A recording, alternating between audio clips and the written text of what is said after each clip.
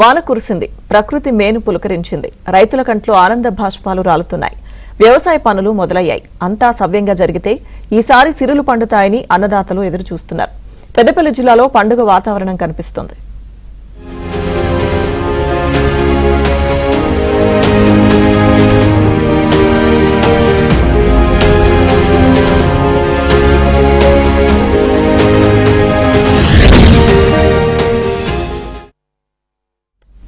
ఇటీవల కురిసిన వర్షాలకు అన్నదాతలు సాగుపై దృష్టి పెట్టారు. పత్తి, మొక్కజొన్న, పసుపు పంటలకు వర్షాలు జీవం పోశాయి. అటు వరి పండించే రైతాంగం కూడా నాట్లు వేయడంలో బిజీ అయిపోయింది. అయితే ఈసారి సన్నాలకు మళ్లీ బోనస్ వస్తుందా? రైతాంగానికి ప్రభుత్వం భరోసా ఇస్తుందా? Watch ABN spotlight.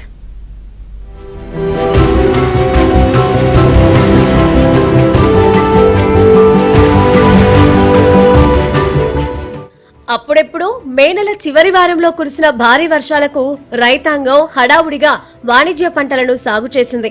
తీరా మే నెలలోనే ఊరించిన నైరుతి ఆ తర్వాత పత్తా లేకుండా పోయింది.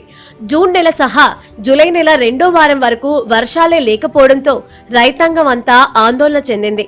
నెలన్నర పాటు వర్షాలు కురవకపోవడంతో ఆరుతడి పంటలు బాగా దెబ్బతినే పరిస్థితి వచ్చింది. ఆకాశం వైపు ఆశగా ఎదురుచూసిన రైతన్నకు వారం రోజుల క్రితం కురిసిన వర్షాలు ఊపిరిపోశాయి. మొలకెత్తే దశలోనే ఎండిపోయే పరిస్థితిలో ఉన్న ఆరుతడి పంటలకు వరుసగా 4 రోజుల పాటు కురిసిన వర్షాలు జీవం పోశాయి. అయితే పెద్దపల్లి జిల్లా వ్యాప్తంగా ఇంకా లోటు వర్షపాతమే నమోదైందని అధికారులు చెబుతున్నారు. ప్రస్తుతం కురిసిన పంటలతో పత్తి, మొక్కజొన్న, పసుపు పంటలకు ఇబ్బంది లేదు. అయితే మళ్లీ వర్షాలు ఉన్నాయని వాతావరణ శాఖ అధికారులు ప్రకటించారు. దీంతో 2-3 భారీ వర్షాలు కురిస్తే తప్ప వరి రైతాంగానికి ఊరట ఉండదు.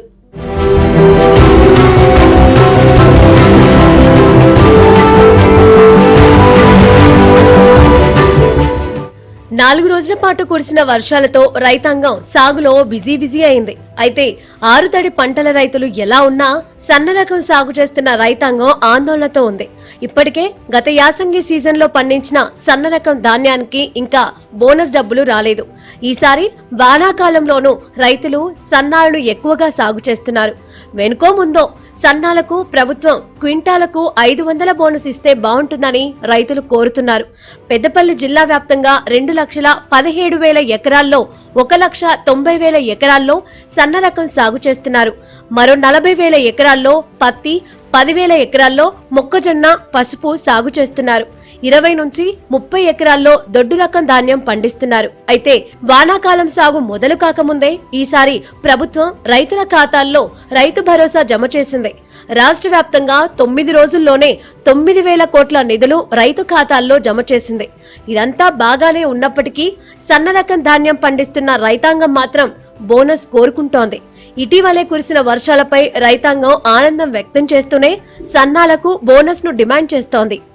ఈ వర్షాలు కొట్టడం వల్ల బావిలకు నీళ్లు రావడం వల్ల ఈ వర్షానికి నాట్లు వేయడం జరిగింది.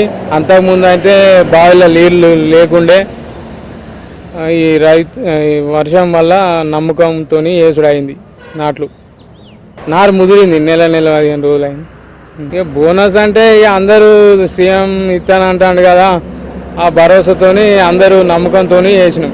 జూన్ నెలలో మేమందరం కూడా రైతులందరం సన్న రకం వడ్లు నార్లు కట్టుకోవడం జరిగింది. మరి వర్షాలు లేక రైతులందరం ఎంతో బాధగా ఉండగా జూలై చివరి మాసంలో మరి నార్లు అన్నీ కూడా ముదిరిపోవడం జరుగుతుందనే దఫలో ఈ చివరి మాసంలో వర్షాలు పడడంతో రైతులందరం సంతోషంగా కూడా నాట్లు వేసుకోవడం జరుగుతుంది. మరి రైతు పండించే సన్న రకం ధాన్యానికి బోనస్ విషయంలో రైతులందరికీ ప్రభుత్వం ఒక స్పష్టతను ఇచ్చినట్లయితే రైతులందరూ చాలా సంతోషంగా వ్యవసాయ పనులు చేసుకోవడం జరుగుతుంది. తెలంగాణ ప్రభుత్వం సన్న వడ్లు వేసుకుంటే బోనస్ ప్రకటించి మరి ఒక దఫా ఇచ్చినట్టున్నది. మరి ఇంకొక దఫా ఇద్దామని చెప్పేసి ఇప్పటివరకు ఈ వేసవికాలం వేసుకున్న పంటలకు ఇప్పటివరకు బోనస్ కూడా ఇవ్వలేదు. మరి ఇప్పుడు వర్షాకాలంలో సన్నపు ధాన్యం వేసుకుందామని చెప్పేసి రైతులను ఉత్సాహంగా చూస్తున్నాము. మరి ధాన్యాన్ని కూడా మరి బోనస్ కూడా ప్రకటించి మరి ఇస్తామని చెప్పేసి మాకు నమ్మకం కలిగించాలని చెప్పేసి ఈ కాంగ్రెస్ ప్రభుత్వాన్ని కూడా కోరుకుంటున్నాం. మొత్తానికి పెద్దపల్లి జిల్లా వ్యాప్తంగా రైతులు బిజీ అయిపోయారు. మరోవైపు కొన్ని చోట్ల రైతులకు ఎరువుల కొరత ఏర్పడింది.